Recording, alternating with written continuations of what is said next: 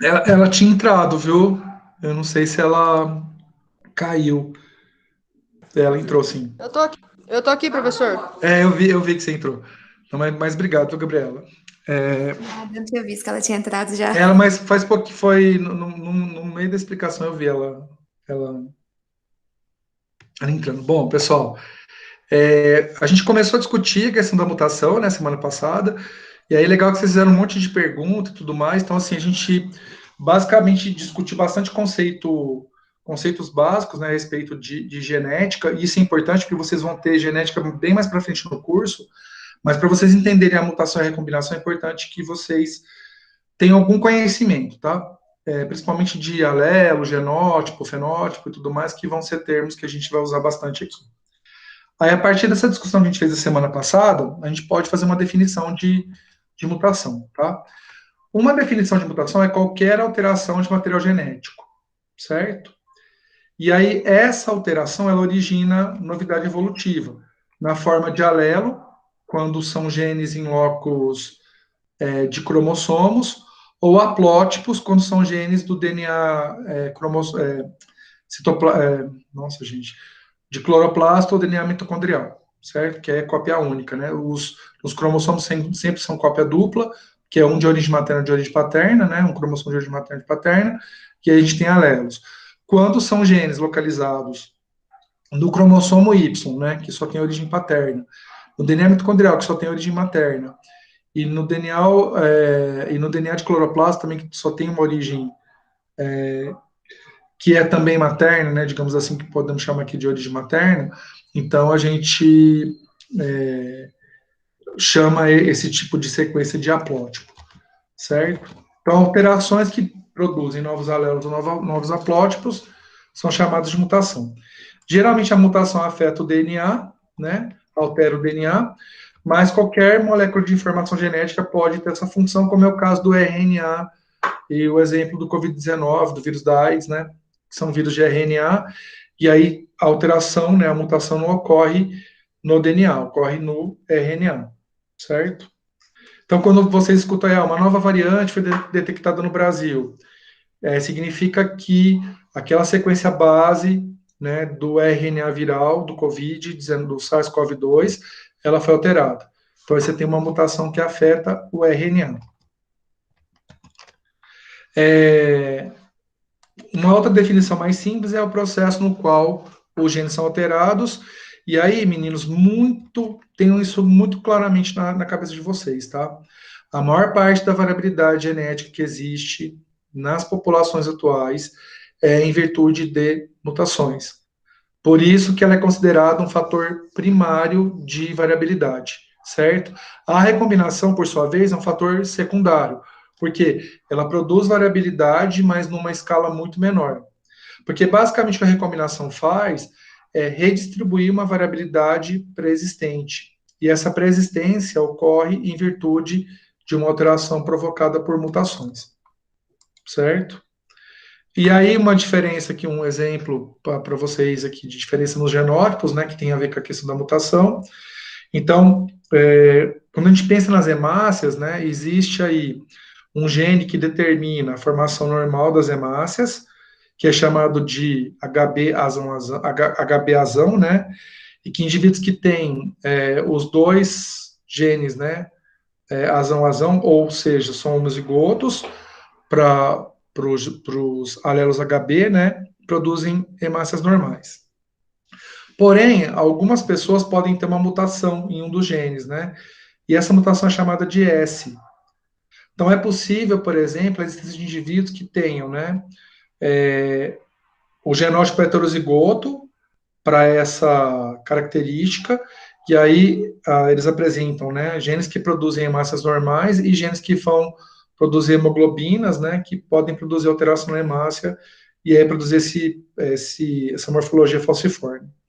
E aí, em frequência muito, muito baixa, né, é possível encontrar indivíduos que apresentam os dois genes alterados. E aí tem uma questão, né? Indivíduos que apresentam, né, o fenótipo heterozigoto, que apresenta o genótipo heterozigoto, e aí eles vão ter o fenótipo que a gente chama de portador, eles sobrevivem. indivíduos que apresentam o fenótipo, o genótipo homozigoto, e aí o fenótipo só tem hemácia alterada, eles tendem a vir a óbito antes da idade reprodutiva. Então, tem aí existe a variação, mas ela é mantida somente na condição heterozigota, tá? Na aula de seleção natural, a gente vai discutir uma outra questão a respeito da hemoglobina, da anemia falciforme, né, e da saturação da hemoglobina, mas ficou claro para vocês que tem lá um gene ancestral que produz hemoglobina normal, e ao longo da história evolutiva houve uma mutação que produziu o alelo S. Então, o alelo A seria o alelo ancestral, o alelo S é o alelo alterado. E aí, indivíduos que são AS, eles podem sobreviver, certo? Mas só para vocês entenderem que no estado ancestral tinha uma variante, e aí, ao longo da evolução, surge uma segunda variante. E mesmo que essa segunda variante, a homozigose, ela produza letalidade, ela pode ser mantida em heterozigotos. Isso ficou claro para todos?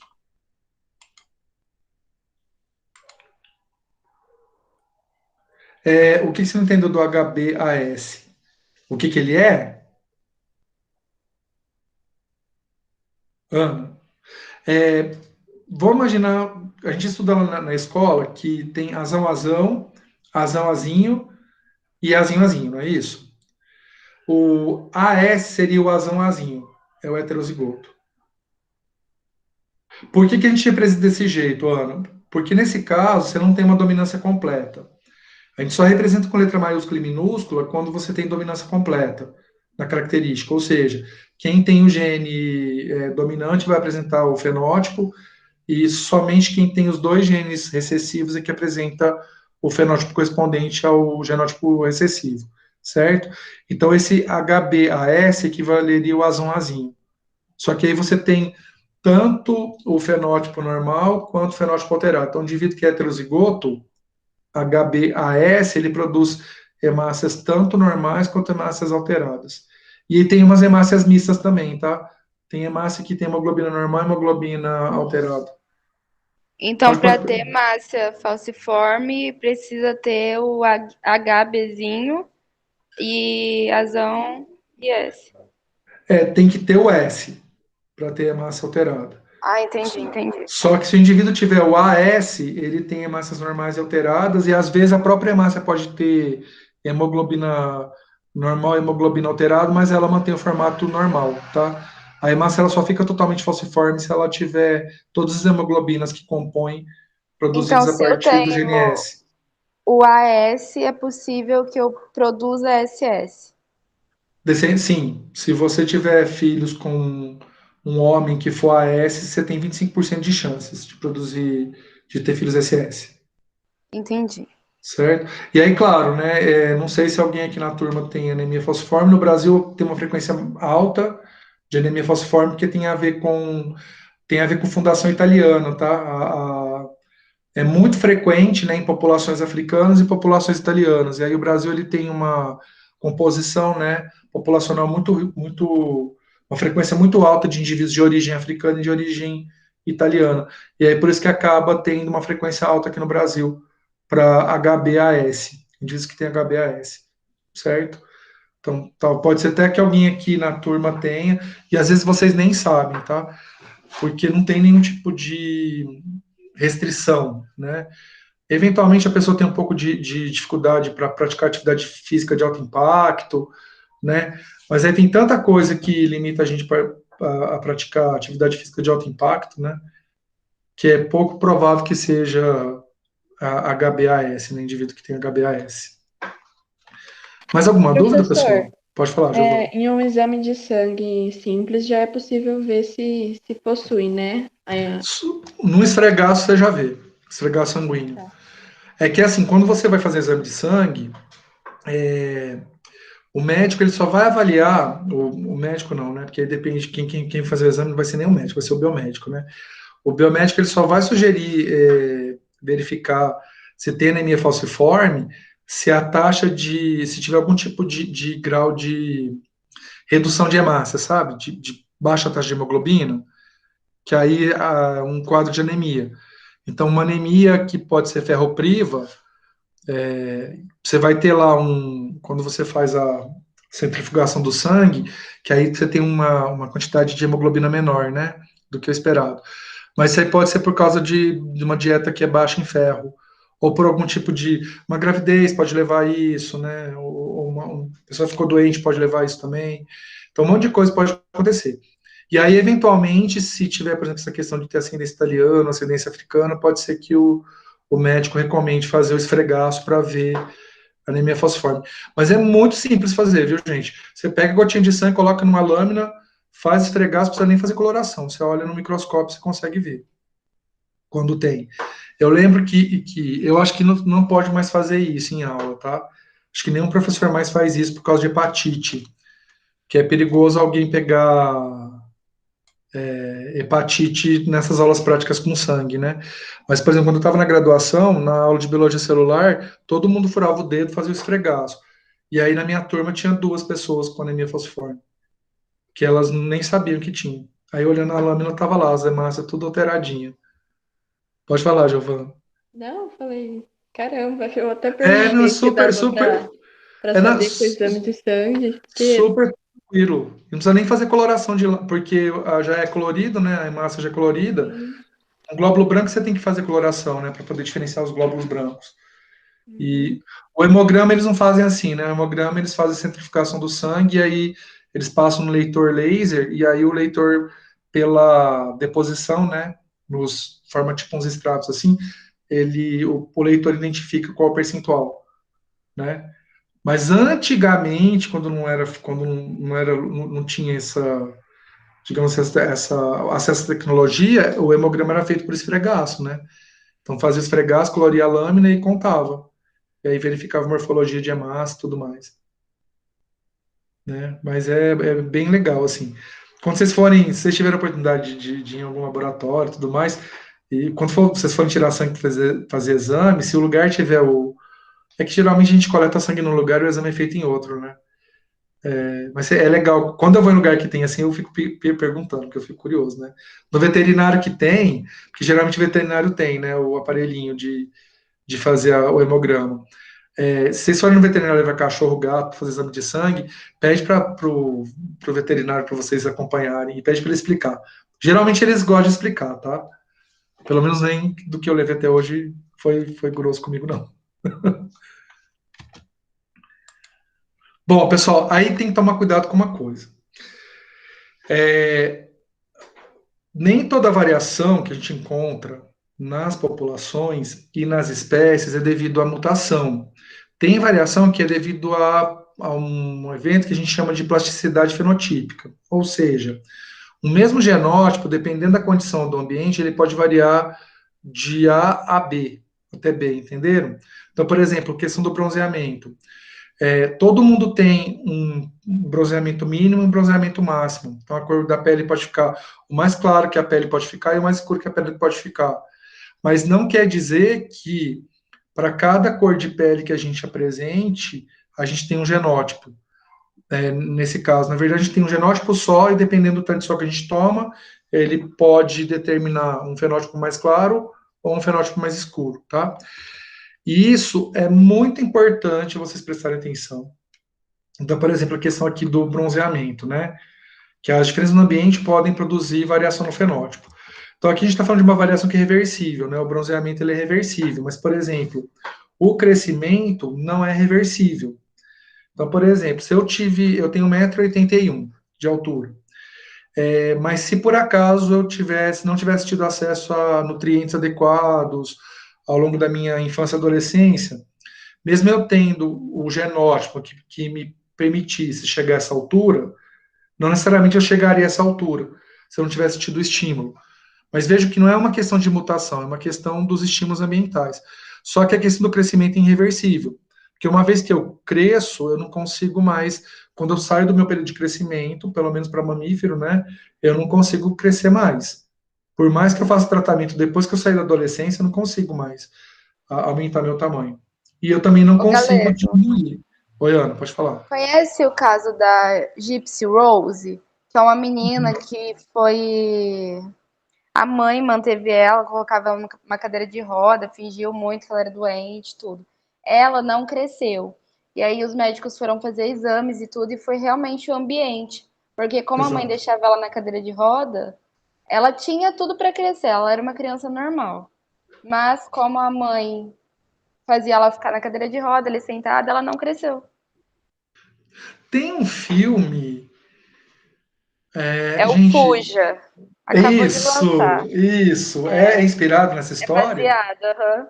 Mas só que a história é Ah, bem mais pesada, porque no Fuja mostra que a mãe vai drogando na para menina. não, mostra que a mãe vai para uma clínica e tudo. E na história Ah, sim. real, a Gypsy conheceu um menino pela internet e matou ele, e os dois mataram a mãe. Uau. Sim, foi em 2015 que aconteceu. Hoje ela está presa, É, ela vai responder em liberdade em 2023. Mas essa é, história é muito boa e mostra várias doenças que a mãe assim inventava que ela tinha e induzia ela a ter. sim. É, porque aí é a questão de você pode. Isso que a gente chama de plasticidade fenotípica. Que você pode, na verdade, você tem lá uma programação genética que te permite uma variação, e você pode ter o mínimo da variação ou o máximo da variação. Né? Nesse caso, para manter ela em cadeira de roda e tudo mais, não permitir estímulo, fez com que tivesse o mínimo da variação.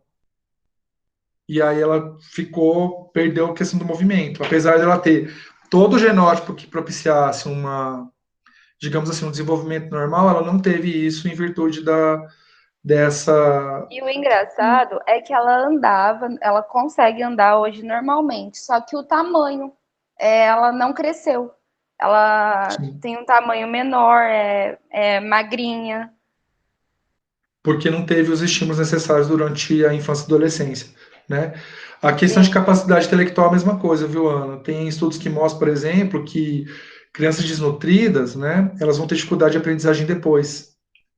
Que essa falta de nutrientes na infância vai interferir na formação do cérebro. Então, o cérebro ele pode atingir um limite lá de inteligência e isso pode ser minimizado em virtude do não acesso a Mandei alimentos. Ah, você no colocou chat aqui. desse caso. Ótimo, vou Aham. ver depois. Eu fiquei impressionado com esse filme, para falar a verdade, o Fuja. Principalmente a cena lá do telhado, foi uau. O caso real tem uma série, chama The Act. E assim, é esse mesmo, Rebeca, que a Rebeca acabou de falar.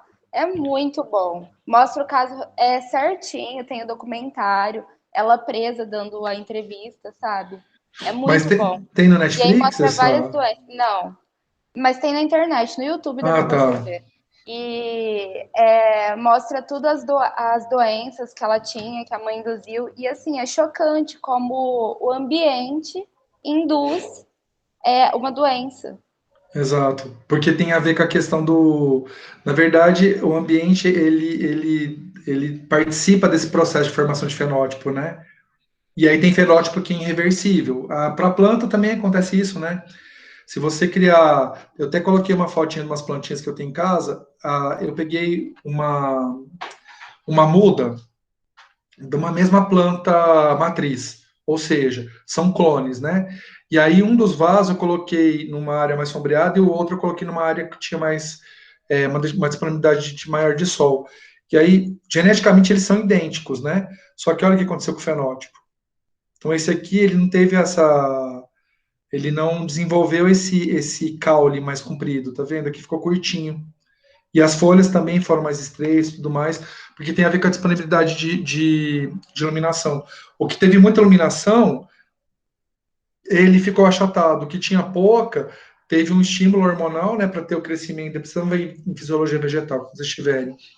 Que aí tem o crescimento do caule, porque a planta, ela, de alguma forma, tem um estímulo que faz com que ela cresça procurando o sol. Então, a da sombra, ela acabou tendo esse fenótipo mais, com esse galho, né? Com esse caule mais comprido.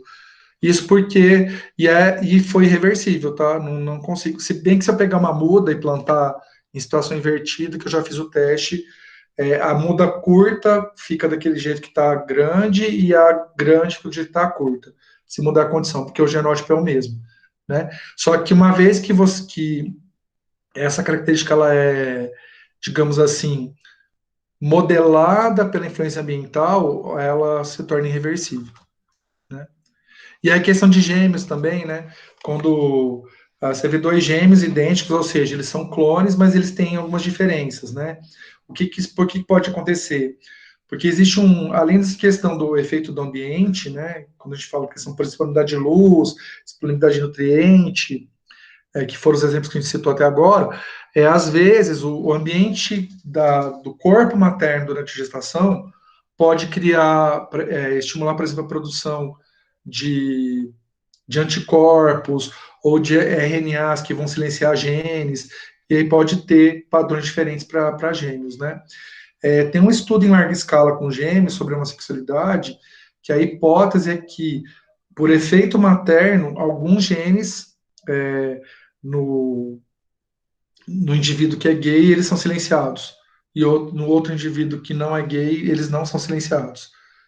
Então, poderia ter digamos assim, o ambiente interno da mãe poderia produzir esse tipo de situação, né? E parece que está muito relacionado quando a mãe tem parto de meninos, está mais relacionado a meninos do que meninas, porque aparentemente o fato de ter cromossomo Y, isso estimula o corpo da mãe a produzir uma resposta imune, porque a mulher não tem cromossomo Y, né? Então o cromossomo Y é um corpo estranho. E mãe e filho trocam células, né? Então, não é incomum encontrar circulando no corpo da mãe, mesmo décadas depois do parto, células dos filhos, né? E no corpo dos filhos, células da mãe. Então, não é tão raro isso acontecer, né? A dimensão do efeito materno ainda não é muito claro, tá? Mas isso também pode produzir variação, e não é por mutação, certo? E aí, pessoal, pensando nessa questão, né, das mutações, então vejam, ficou claro para vocês que nem toda variação que a gente encontra nas populações é fruto de mutação, que as variações podem ser fruto da resposta do genótipo ao ambiente, e aí pode ter variação fenotípica e não variação genética, que isso é importante. Sim. Ótimo. Então, pensando nessa questão da variação genética, eu vejo que aí a gente não está falando de norma de reação, plasticidade fenotípica, efeito materno. A gente está pensando em mutações, né? Então, o que a gente espera se, por exemplo, há determinados alelos nas populações e a população, o que a gente chamaria uma população em equilíbrio genético ou em equilíbrio de Hardy-Weinberg? Seria aquela população que as frequências alélicas e genotípicas se mantêm mais ou menos constante ao longo das gerações. E aí, esse equilíbrio só é mantido em algumas situações, tá? E aí, uma delas é que a população seja infinitamente grande ou pamítica. Guardem esse termo que a gente vai usar na aula de derivo, né, ainda hoje. Os cruzamentos ocorrem totalmente ao acaso e não há ação de fatores evolutivos, certo? Então, uma forma da gente avaliar se a população está evoluindo ou não é verificar se ela está ou não em equilíbrio de Hardy-Weinberg. Para fazer isso, a gente usa uma fórmula que eu não vou entrar em detalhes aqui, porque na disciplina de genética a Mariângela traz isso para discussão, tá? Mas basicamente, para calcular isso, a gente utiliza esse teorema aqui, tá? O valor de P, ele faz referência à frequência do alelo azão. A letra Q faz referência à frequência do alelo azinho. Dessa forma, P quadrado seria a frequência do genótipo azão, 2 vezes P vezes Q, a frequência do genótipo heterozigoto, né, azão-azinho, e o Q quadrado seria a frequência do genótipo azinho-azinho. Certo? Então, a gente consegue, a partir disso, então a gente tem lá a frequência digamos que a frequência do alelo azão seja 0,6 e do alelo azinho 0,4. A gente aplica aqui no teorema de Hardy-Weinberg e a gente espera que a soma seja igual a 1. E a partir daqui a gente consegue calcular o P mais Q. Então, uma vez que eu tenho lá o 0,4 e 0,6, na hora que eu aplico na fórmula do teorema de Hardy-Weinberg, e na hora que eu vou calcular o valor de P e Q a partir dessa fórmula, ele mantém 0,6, 0,4, certo?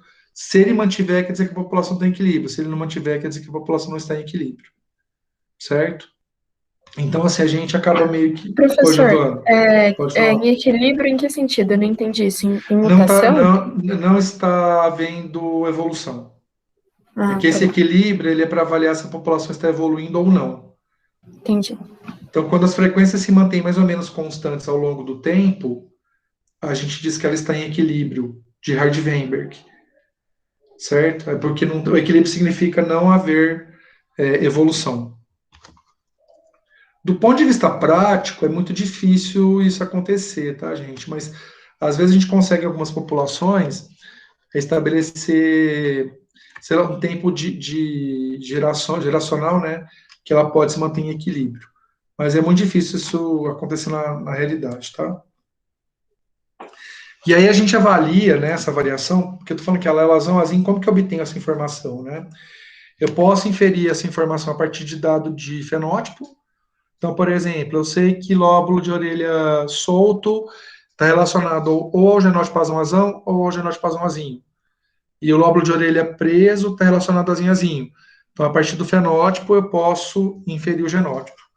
E aí eu posso aplicar, né, poderia calcular na sala, por exemplo, tentar avaliar quem é homozigoto, quem é heterozigoto, e ver a frequência, né, do azão e a frequência do azinho, considerando, né, os lóbulos de orelha de cada um da sala. E aí a gente verifica, será que está em equilíbrio essa população da sala ou não? Né? A gente espera que não esteja, porque não tem cruzamento ao acaso, não é uma população pamítica. Então, de cara, a gente já sabe que não atende essas duas premissas do teorema. Então, provavelmente não vai estar em equilíbrio. Mas a gente pode obter isso de várias formas. Né? Uma forma é a partir de enzimas que representam os alelos. Então, eu posso pegar um dado morfológico que me permite inferir, né, o alelo, mas eu posso pegar, por exemplo, dados de enzima, que é o que vocês vão fazer na aula prática, né? Na aula prática vocês têm os géis lá, que a gente discutiu lá na aula anterior, e aí quando tem uma banda só é homozigoto, quando tem duas bandas é heterozigoto, certo? Então uma forma da gente avaliar a frequência é a partir daí. Uma outra forma é a partir de dado de DNA mesmo, tá? Então aqui, cada coluninha dessas representa um indivíduo. Tá vendo que só esse indivíduo tem essa bandinha bem forte aqui? Quem tem essa bandinha aqui bem forte significa que tem o bacilo da lepra, certo? E aí vejam que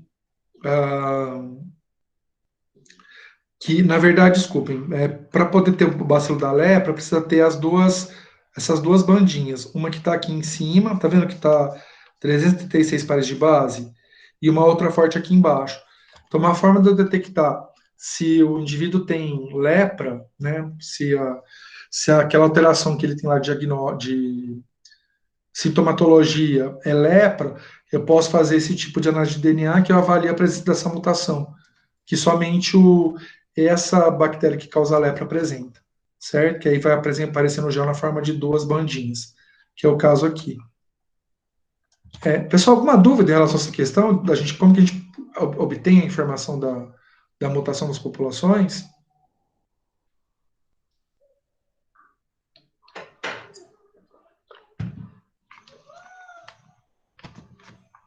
Okay.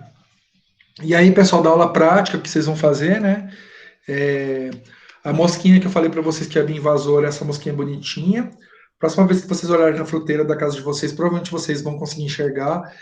Ela é muito diferente das outras, tá? Ela é um pouquinho maior que aquelas moscas de fruta e ela apresenta esse par de listras, né? Então tem duas listras na região dorsal, então que são muito evidentes, né? E aí aqui o que vocês vão fazer na prática é avaliar as frequências desses alelos aqui, certo? Do LOCO-ST3, que é uma forma também da gente só lembrando que cada um desses alelos surgiu por mutação. E aí o trabalho, né, que foi no meu mestrado que eu determinei esse sistema, e aí o trabalho é esse aqui, tá, do meu mestrado, e que eu estudo essa mosquinha desde que ela foi introduzida aqui no país. E aí no doutorado, eu quis entender melhor a distribuição dessa variação, né? Então no mestrado eu descobri que existiam essas variações alérgicas, né, nessa espécie, e a população do Brasil que eu estudei, ela tinha essa variação, E aí eu resolvi ver isso no Brasil, né? Como que essa variação ocorria no Brasil. E aí, quando eu fui fazer o pós-doutorado, eu resolvi repetir, né, para verificar se as populações elas evoluíram, né, ao longo do tempo. Então, aqui, só para vocês terem uma ideia, em coletas que eu realizei em 2004, entre 2004 e 2006, vejam que o que está representado aqui em azul no gráfico é a frequência do alelo S2S, e o que está em vermelho é a frequência do S2F. E aí vejam que, quando eu fiz o estudo lá no doutorado, vejam que tinha, né, uma frequência relativamente alta, o S2S, que em populações mais para baixo, mas essa população, por exemplo, aqui da Bahia, ela apresentava uma frequência relativamente alta. 100% das amostras que eu analisei, na verdade, tinha esse alelo. Agora, no pós-doutorado, depois de 15 anos, né, desse primeiro estudo aqui, veja o que aconteceu com as frequências. Tá vendo que não tem mais o mesmo padrão na distribuição do... Gente, meu gato tá aqui e ele tá me atrapalhando. Peraí, Frank. Tá vendo que não tem o mesmo padrão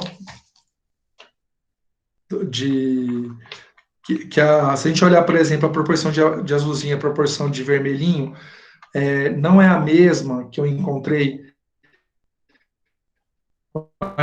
em 2004, 2006. Então, seria uma forma de eu avaliar a evolução das populações a partir, né, das frequências desses alelos que evoluíram por mutação. Certo? O outro loco, lembra que tem dois locos, né? Tem esse loco S2S, que é esse primeiro que eu mostrei, e tem o loco S3, que tem 4 alelos, que é até o que vocês vão analisar na prática. Olha o que acontece quando a gente trabalha com um loco que tem uma variação, um polimorfismo maior. Tem mais alelos para ele. Então, aquele loco anterior tem 2 alelos só.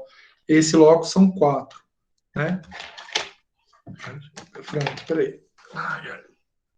Fala oi pro pessoal. Oi. Esse loco tem 4. Ele tá terrível esses dias. Não sei o que está acontecendo, tá derrubando tudo. Né, Fran? Bom, aí só para vocês verem aqui, vejam que cada cor aqui, no gráfico de pizza, representa a frequência de um alelo. Né? O azul clarinho é o alelo S31, o amarelo é S32, o vermelho é S33 e o verde é S34. Então, se vocês analisarem aqui, por exemplo, vejam que praticamente as populações do Nordeste, né, do país, não apresentam altas frequências do alelo S34. Inclusive, tem populações que nem apresentam, né, esse alelo. E aí, no estudo que eu fiz em 2018, vejo que praticamente todas as populações têm esse alelo. Certo? E se a gente analisar aqui de forma geral, é um alelo que ele é encontrado praticamente em todas as populações do Brasil. O que você quer, Frank? Certo? Pessoal, entenderam essa questão das mutações, a variabilidade e qual o significado disso nas populações? Sim. A gente vai discutir agora outros exemplos, tá? Então, no caso, por exemplo, da cor de pele. Se a gente analisar as populações originais, tá? Eu não estou falando das populações que foram posteriormente miscigenadas, que é o caso do Brasil, tá? Então, as populações que ocupavam as áreas geográficas, né, originalmente. Então, basicamente, tem um predomínio, né, de populações de pele mais escura nas regiões tropicais, né, e populações de pele mais clara nas regiões temperadas. Então, vejam que a área continental da região temperada norte ela é maior do que no sul, no hemisfério sul. Então, vejam que tem um predomínio muito grande, né, de populações de pele clara nessas regiões. Só que quando a gente analisa aqui as populações da América, vejam vocês aqui que os padrões de coloração de pele, eles são muito mais parecidos, né, com aqueles das populações, por exemplo, aqui, ó, das regiões do Oriente Médio, do norte da África, aqui, né, do sudoeste asiático e tudo mais, do que com as populações da região tropical mesmo. Então, a gente esperaria, em virtude da localização, né, que aqui no Brasil, por exemplo, a gente encontrasse populações com esses padrões mais aqui da África, né, populações de pele mais escura, e nos Estados Unidos a gente esperaria populações com padrões mais da Europa. E, na verdade, tanto na América do Sul quanto na América do Norte, as populações apresentam, né, um padrão de pigmentação que é mais comum para as populações, né, árabes e asiáticas. Né, porque o norte da África, basicamente, ele é ocupado por populações árabes, não pelos africanos de pele negra, né, mas pelos árabes. Então, você tem lá árabes e você tem os asiáticos. E aí, qual é a questão? Né? Porque existe uma questão evolutiva, quer dizer que essa variação genética, ela tem uma relação com o fator ambiental, que é a radiação solar, né? A pele escura, ela é mais, digamos assim, adaptativa em região de alta radiação, que acontece nas regiões tropicais, e a pele clara é mais adaptativa em regiões de altas latitudes, que é o que acontece nas regiões temperadas. Por quê? O excesso de sol está relacionado a câncer de pele. E a pele escura, ela previne, né? Ela, de alguma forma, atua como um fator que limita a ação da radiação solar. Só que, ao mesmo tempo, né, que a radiação solar está relacionada a câncer de pele, ela também está relacionada à síntese de vitamina D, que permite uma boa formação de ossos. Então, quando a gente vai para a região temperada, a radiação solar é menor. Então, o indivíduo de pele escura, ele tem digamos assim, uma tendência muito grande a desenvolver raquitismo. Agora, imagina um grupo, né? Eu estou pensando numa situação atual, né? A gente tem toda uma tecnologia que pode auxiliar, né, no caso, né, desses ossos que são mais fracos, né? Agora, imagina uma situação pré-histórica, no qual indivíduos, né, de pele escura chegam em regiões de alta latitude, e aí eles desenvolvem raquitismo. Imagina que a locomoção é a pé, e o teu osso é fraco. Então, só de você dar um passo, você pode quebrar a perna. E quebrar a perna para um organismo nômade é sentença de morte, né? Então, provavelmente deve ter tido mecanismos de seleção que favoreceram, né, indivíduos de pele mais escura nas regiões tropicais, de pele mais clara na região temperada. No caso da América, a gente pode atribuir isso ao efeito de fundador, porque provavelmente a população, que os grupos populacionais, né, que colonizaram as Américas, eles vieram, né, de grupos ancestrais que têm sua origem no Sudeste Asiático, né, que migraram ao longo, né, das costas asiáticas até passar pelo Estreito de Bering e migrar para a América, certo? Então, na verdade, esse padrão de pele aqui, ele pode ser devido justamente a esse efeito do fundador das populações, né, que colonizaram a América há mais ou menos 20 mil anos. Entenderam essa questão da cor de pele, pessoal? Sim. E aí vamos para a questão do tipo sanguíneo. Não sei se vocês sabem, mas o tipo sanguíneo, ele é determinado pela presença de determinados antígenos na superfície das hemácias. E esses antígenos, né, eles, esse mesmo sistema genético que está relacionado à produção de antígeno, também está relacionado à produção de anticorpos. Então, por exemplo, uma pessoa que é do tipo sanguíneo A, ela tem o antígeno A na membrana da hemácia, porém ela produz anticorpos anti-B. Por isso que uma transfusão de pessoas do tipo B para o tipo A provoca uma reação imunológica, tá? Que leva à coagulação do sangue. E aí, como há uma produção de anticorpos, esses anticorpos eles não são usados necessariamente para evitar uma transfusão sanguínea. Tá? Os anticorpos eles estão relacionados à defesa contra micro-organismos. E aí, guardem essa informação.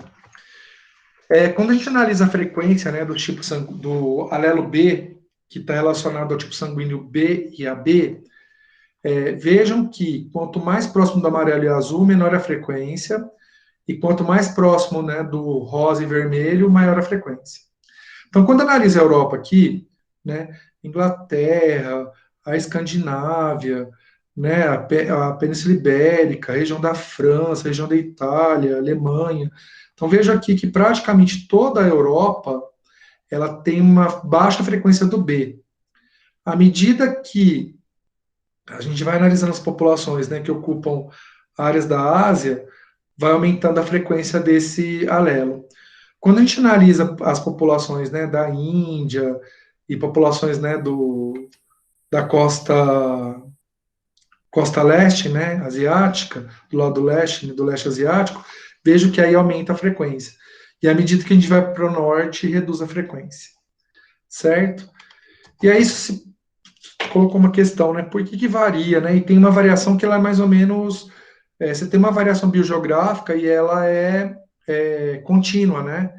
Então não é que você tem lá, por exemplo, em Portugal, baixa frequência, né, do tipo B, e na Espanha alta frequência. Não. Você tem um grau, né, do aumento da frequência à medida que vai caminhando para o leste asiático, né? E aí, ao se analisar os micro-organismos, né, que frequentemente estavam relacionados a doenças, né, nas populações, o que se descobriu?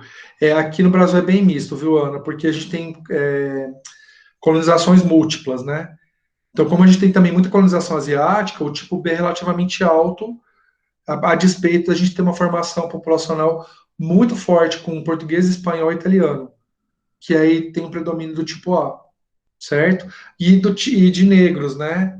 E indígenas, que é a proporção maior do tipo O.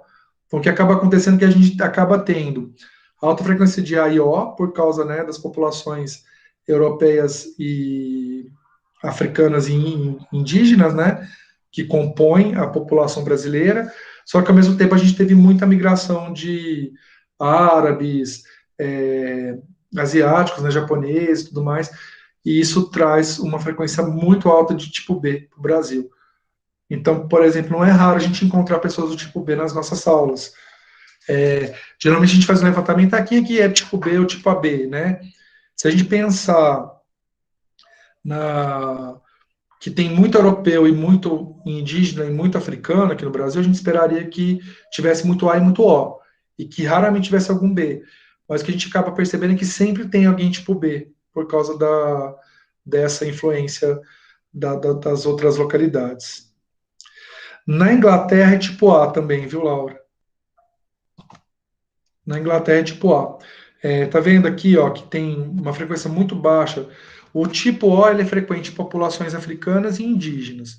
O tipo A é frequente em populações europeias e o tipo B ele é frequente em populações asiáticas.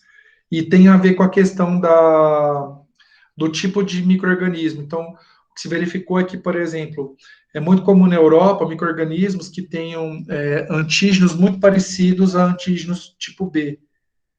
E aí, quem é tipo A produz anticorpos anti-B. Então, é como se o indivíduo já nascesse com um sistema imune capaz de combater esses micro-organismos, né, que apresentam antígenos tipo B na membrana. E o contrário acontece na Ásia. Entenderam essa questão, pessoal, da variação do alelo relacionado ao tipo sanguíneo B? Sim, professor. Ó, de qualquer maneira, o alelo B ele não tem uma frequência alta mundialmente, tá? Mesmo quando a gente pensa que a frequência dele é alta na Ásia, ainda assim existe bastante gente A e O na Ásia, tá? O B ele é mais frequente na Ásia, mas não quer dizer que lá a frequência do A e do O sejam baixas, tá? Laura, eu tenho um artigo que fala dessa questão de distribuição tipo sanguíneo, que até teve um grupo uma vez que apresentou um seminário. Se quiser, eu te mando, tá? Só me cobre que eu te mando.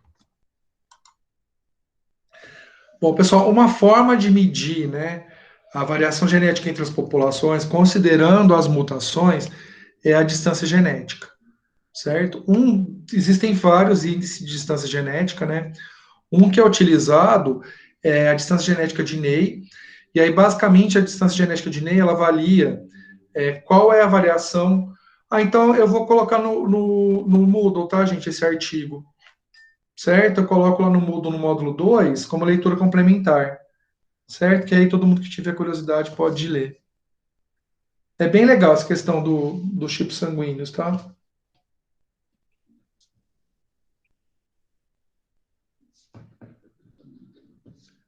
E aí, esse artigo, o autor discute essa questão, né?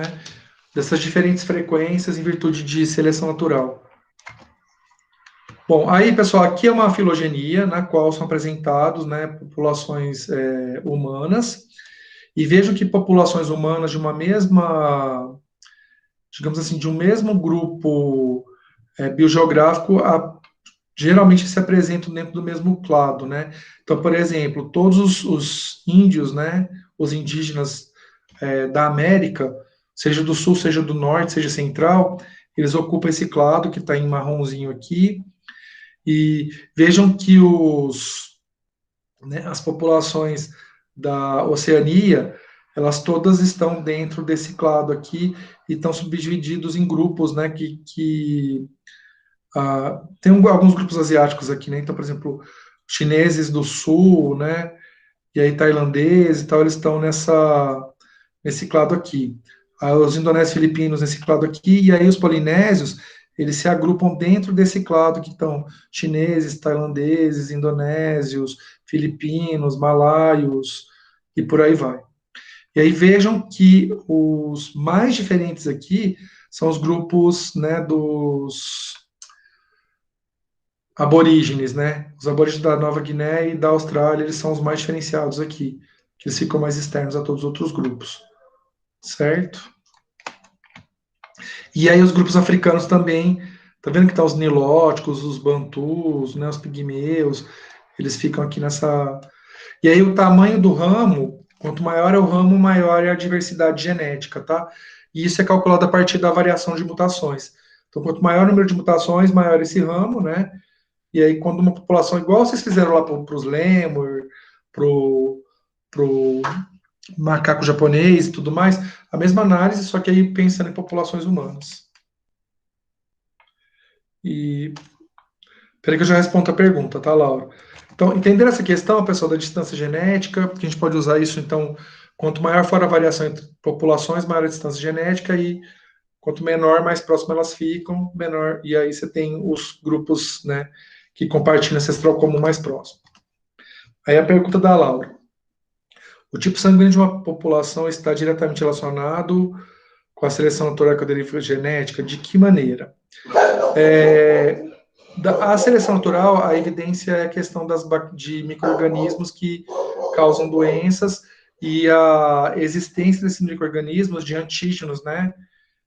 Tipo A ou tipo B nessas bactérias, então isso favoreceria o tipo sanguíneo que produz o anticorpo, né? Contra aquele antígeno. Então, por exemplo, se tem muita bactéria com antígeno B, com proteínas tipo antígeno B na membrana plasmática, então as populações que são do tipo A são favorecidas, porque elas produzem anticorpos anti-A.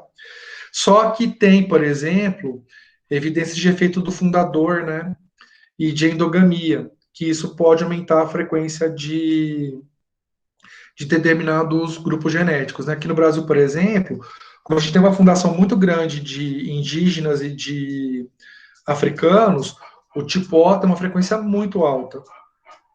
Não porque tem uma vantagem seletiva, mas por causa do efeito do fundador, você tem, que é um evento de deriva genética, você tem aí uma proporção alta de pessoas tipo O. Então, as duas coisas podem acontecer. Giovana, você pode repetir, por favor, quanto maior a variação genética... Ixi, qual o contexto que eu falei isso, Giovana? Esse mesmo, professor, da distância genética. Ah, tá. Quanto maior a variação genética entre duas populações, maior a distância genética. Então, elas vão ocupar grupos diferentes, né? Então, quando a gente analisa aqui na filogenia, tá vendo que o tamanho do ramo bantu e do nilótico é curtinho? O que significa isso? Que há uma distância genética baixa entre eles, ou seja, há uma baixa variação genética. Só que se eu comparo, por exemplo, deixa eu pegar dois aqui que estão próximos, que tem uma variação. Tá, vamos pegar, por exemplo, os aborígenes, né, da Nova Guiné e da Austrália. Tá vendo que, apesar deles ocuparem o mesmo ramo, olha o tamanho do ramo. Enorme, né? O que significa isso? Que os aborígenes australianos, eles são mais próximos dos aborígenes da Nova Guiné do que com as outras populações. Porém, eles são mais diferentes entre si do que, por exemplo, bantus e nilóticos. certo? Então, esse tamanho na filogenia pode indicar isso. É que depende da filogenia, tá? Mas geralmente o tamanho, quanto maior o ramo, maior a distância genética, certo? E isso é calculado a partir da taxa de mutação, certo? E aí, pessoal, isso aqui é é um mapa conceitual. Susto, mas... Isso aqui é um mapa conceitual que apresenta os tipos de mutações. Eu não vou entrar em detalhes sobre isso, mas eu queria só mostrar para vocês essa organização aqui, porque na disciplina de genética vocês veem com detalhes cada uma delas, tá? E além de tudo isso aqui, existem sequências, né, no DNA que são capazes de se mover ao longo do genoma e elas produzem mutações que são os elementos transponíveis. A Laura trouxe uma outra explicação, é isso mesmo. Quanto maior a variação genética, menor o parentesco genético entre, né, os organismos que a gente está analisando. E, Giovana, ficou clara essa questão da variação genética, a distância genética e na filogenia? Ficou, professor, ficou assim. Eu não tinha mesmo, era pegada assim a comparação. A ideia, isso. Obrigada. De nada. A cachorrada tá solta mesmo. A Miss é alguém que deve estar passando na rua, tadinho. Bom, e aí, pessoal, a gente está quase finalizando essa parte da aula.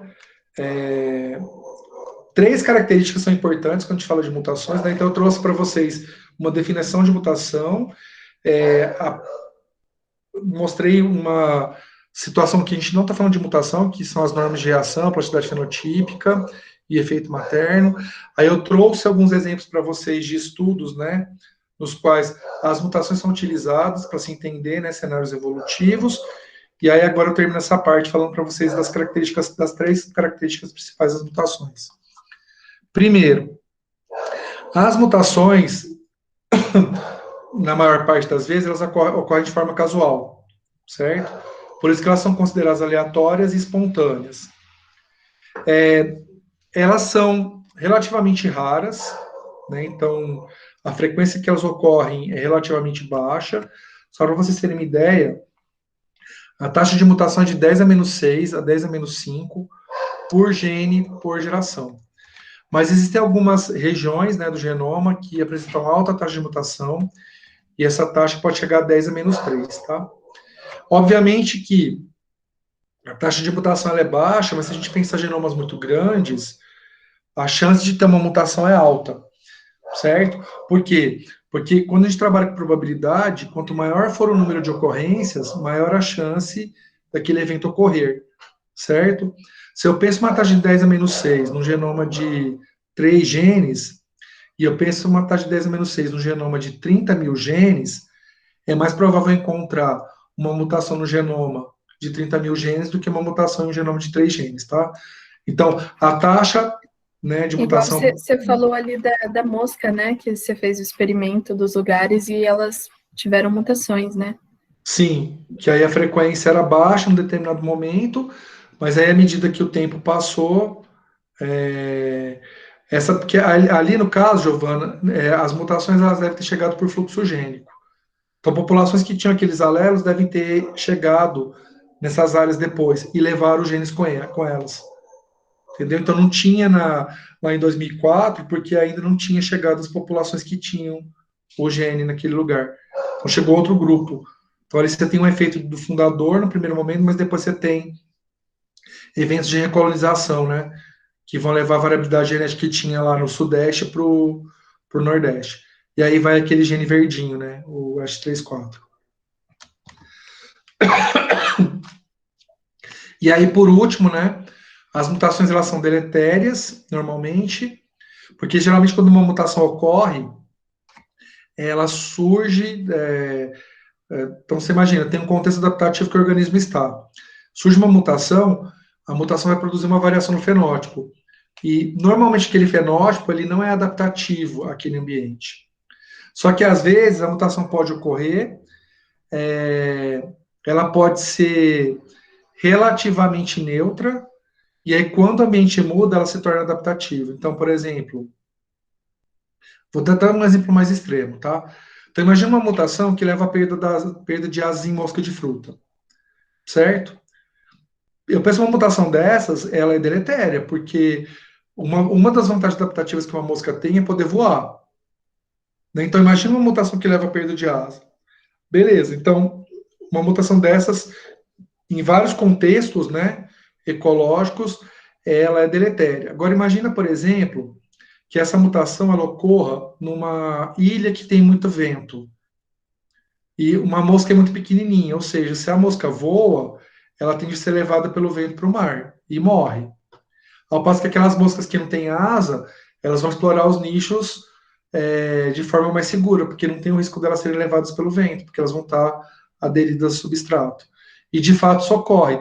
É muito comum a gente encontrar em ilhas, né, moscas que apresentam a mutação que leva à perda das asas, porque esse tipo de caractere é adaptativo numa área que tem muito vento, mas não é em praticamente todos os outros ambientes, né?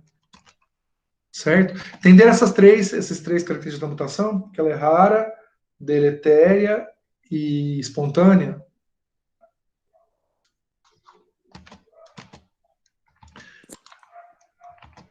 Beleza. Aí, para finalizar essa primeira parte da aula, a recombinação gênica. Aqui, basicamente, pessoal, eu não vou entrar em muitos detalhes sobre recombinação, porque vocês estudam recombinação em genética e estudam em biologia celular, tá? Então, aqui, basicamente, eu só queria chamar a atenção de vocês que é um mecanismo evolutivo. Basicamente, durante a meiose, ocorre a troca, né, de pedaços de cromossomos, e isso pode reorganizar a variabilidade genética. Então, por exemplo, um cromossomo que apresentava o gene Azão Bzão, com a recombinação, ele pode dar origem a cromossomos que têm azinho Bzão. Sem a recombinação, esse tipo de, digamos assim, organização, né, da informação genética não ocorreria, certo? Então, basicamente, a recombinação ela produz, né, variação em virtude, né, de novas combinações de alelos. Porém, existe, né, dois tipos de recombinação que têm outros efeitos evolutivos. Um deles é a recombinação intragênica, então pode ocorrer, né, no mesmo cromossomo, não entre cromossomos homólogos, mas dentro do mesmo cromossomo, pode haver recombinação, e isso pode levar parte do gene de um cromossomo para o outro, de uma cromátide para outra, e isso produz genes novos, né? E além disso, que a gente chama de, né, recombinação intragênica, além disso, eventualmente pode haver durante a meiose, ou mesmo a mitose, né? Quando os cromossomos vão se parear para a divisão celular, eles podem se parear meio que deslocado, né? E se ocorrer, né, uma recombinação quando eles estão meio deslocados, um cromossomo tende a receber, né, um gene a mais e o outro cromossomo perde um gene. Geralmente, o cromossomo que perde um gene, ele produz ou gametas inviáveis ou embriões inviáveis. E aquele que recebe dois, ele geralmente apresenta gametas viáveis e embriões viáveis. Então, é possível que o genoma vá aumentando de tamanho por eventos, né, ao longo da evolução, de recombinação desigual, que é quando, né, os cromossomos, ao invés de parear de forma perfeita, eles se pareiam de forma mais ou menos deslocada, e aí, havendo recombinação, pode produzir a deleção, né, de um pedaço do cromossomo num deles e a duplicação no outro. E aí você tem aumento no tamanho do genoma naquele cromossomo que recebeu a duplicação gênica. Certo? Pessoal, entenderam essa questão da evolução os efeitos da recombinação na evolução?